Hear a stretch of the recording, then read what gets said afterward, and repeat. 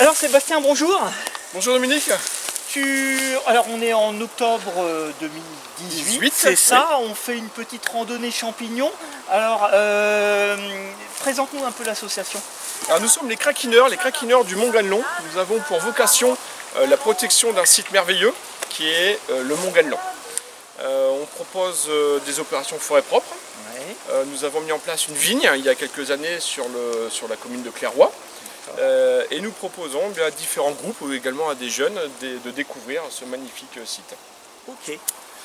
On est dans la forêt de Compiègne là? On est en pleine forêt de Compiègne, en plein centre, puisqu'on est au centre des 3 octogones de la forêt de Compiègne. D'accord. Nous sommes au Puy d'Orléans précisément. Voilà, donc aujourd'hui randonnée champignons pour une expo après. Pour une expo à Longueuil-en-Elle. Voilà. Alors pourquoi on fait des expos tous les ans? Alors tout simplement parce que quand on dit champignons aux gens, tout de suite on pense champignons toxiques, ouais. Donc quelques champignons comestibles comme les cèpes par exemple, ouais. On pense moisissure, on pense maladie. Mais les champignons c'est bien d'autres choses, déjà de par leur diversité, hein, la biodiversité. Ouais. Après les insectes, je crois que en nombre d'espèces c'est les champignons, après les insectes. Okay. Les champignons c'est aussi l'habitat d'un certain nombre d'insectes, ouais. Ici en forêt. C'est la nourriture des cerfs, biches, écureuils, sangliers, on vient d'ailleurs de le voir, ouais. Hein, le terrain est complètement retourné par les champignons aujourd'hui. Ouais, et puis aussi depuis quelques années, on se rend compte que le champignon est un symbiote des arbres. Il vit en osmose avec ces arbres, l'arbre apportant le sucre aux champignons pour son développement, et puis le champignon favorisant l'absorption des sels minéraux par l'arbre.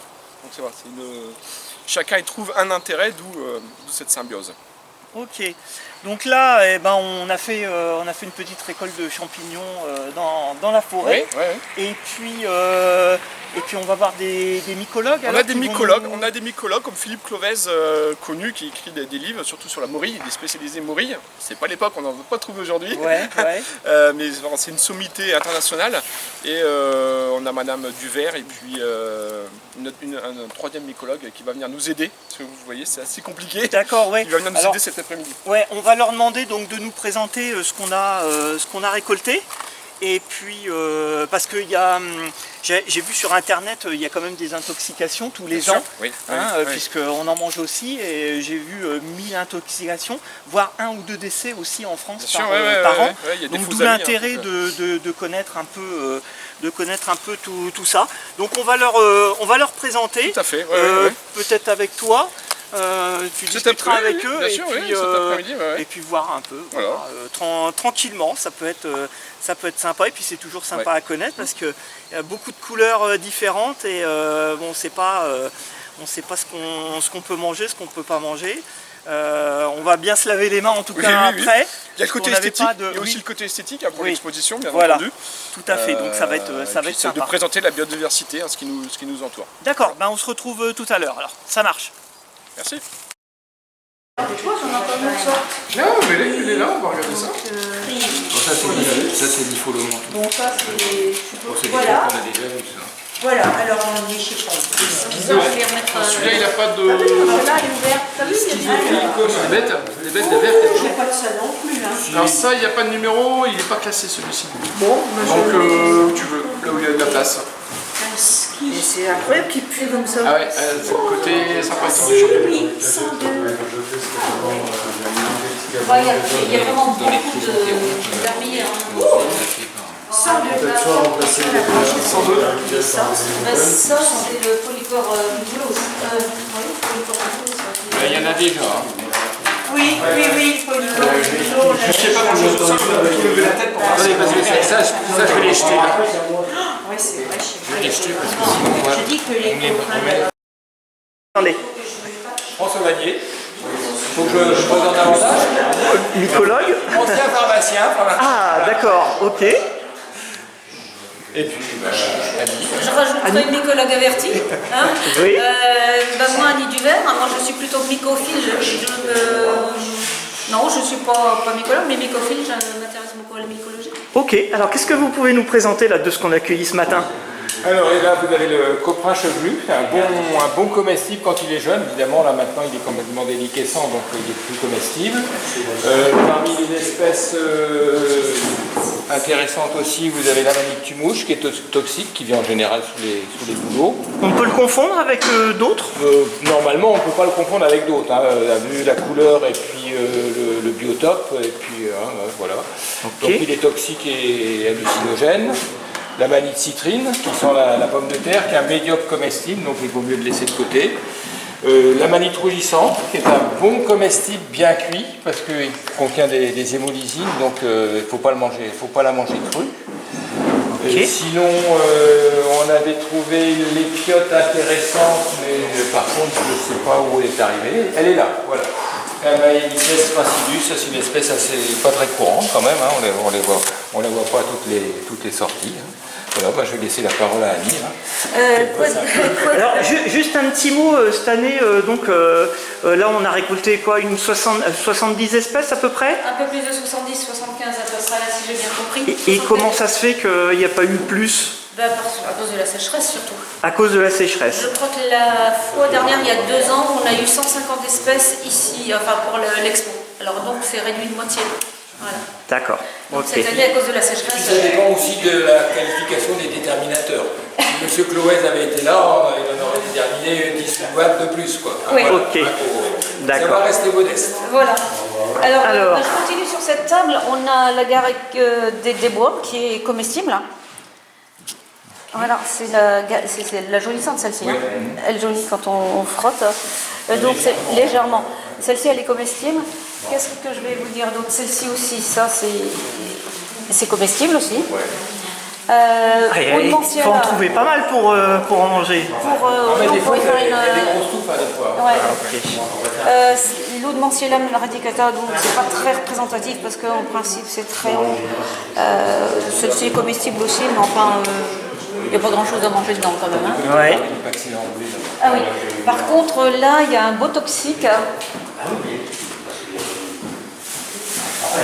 Alors, c'est un champignon normalement à lame qui fait partie des bolétales. Les bolétales qui sont en général à tube, comme ça. Et celui-ci, il est toxique. Alors, il se reconnaît, celui-ci, en passant les doigts sur les lames, ça se liquéfie carrément. Donc celui-ci, il est toxique. On risque de le confondre avec d'autres qui sont comestibles? Le paxil enroulé, je ne sais pas si on peut le confondre. Je crois pas.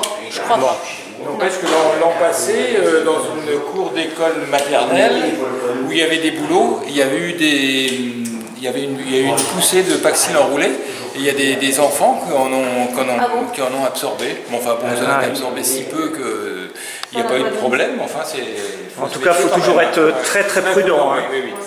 Comme on dit, on a le droit, il ne faut pas se tromper, on a le droit de l'ignorer. Hein, mais... Alors qu'est-ce qu'on a dans les deux bocaux là-bas? Alors c'est le Phallus impudicus. Alors ça c'est l'œuf qui à l'intérieur, une espèce de noisette qui comestible et qui ne sent pas mauvais. Alors là on a mis dans un bocal parce que franchement ça sent mauvais. Voilà, c'est une forme, il y a même une araignée dedans. C'est une forme assez bizarre, quoi. Ouais. Mais bon, c'est ce qu'on appelle le Phallus impudicus. Voilà. Et qui sort... Ah, ça, c'est le satyre puant. Ça sont les œufs du satyre puant. Voilà. D'accord. Voilà, donc à l'intérieur, celui-là, il se mange, mais l'autre, c'est tellement infect au niveau odeur que il est immangeable. Ouais. Alors on peut peut-être aller voir le dernier, les oranges là-bas, là, qui sont assez sympas. Alors vous avez un comestible là aussi. L'Hygrophorhopsis aurantiaca, c'est la fausse girole, ça s'appelle la fausse girole. Bon, enfin, il n'y a pas grand-chose à manger non plus, mais bon, c'est... Ouais, il faut en trouver pas mal. Il faut en trouver pas mal, oui. Ok. Alors, on va passer là-bas. Donc là, c'est la calocère visqueuse qui vient principalement sur les souches de conifères. Mais bon, c'est très joli, mais ça ne se mange pas. C'est excellent. On dirait des flammes. Joli, hein. Ça fait comme des flammes. Par contre, la pézise orangée, elle est comestible. On peut même la manger. Elle se mange crue a priori. Jamais mangée avec du kirsch, selon les livres. Voilà. D'accord. Alors, vous avez les truffes? ah, les truffes. Truffes d'été. Trouvé par ici, hein, ça pousse dans dans l'Oise. le coin, Hein. ouais. Dans l'Oise. Bon. Et vous avez la mésentérique qui se distingue par le petit... voilà. Il y a un petit trou. Il y a un petit trou. Et ça, c'est la truffe mésentérique. En fait, ce sont des champignons qui souterrains, hein, qui viennent dans la terre. Ouais. Là, on va finir par les grands peut-être là. Les grands. Il y en a des, Alors, il y en a des super beaux là. alors, les grands, c'est les armillères. C'est les champignons, disons, tueurs.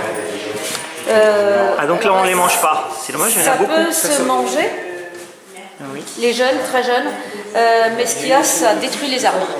Ah ça détruit les arbres. Ça détruit les arbres et ça s'attaque même à des arbres vivants.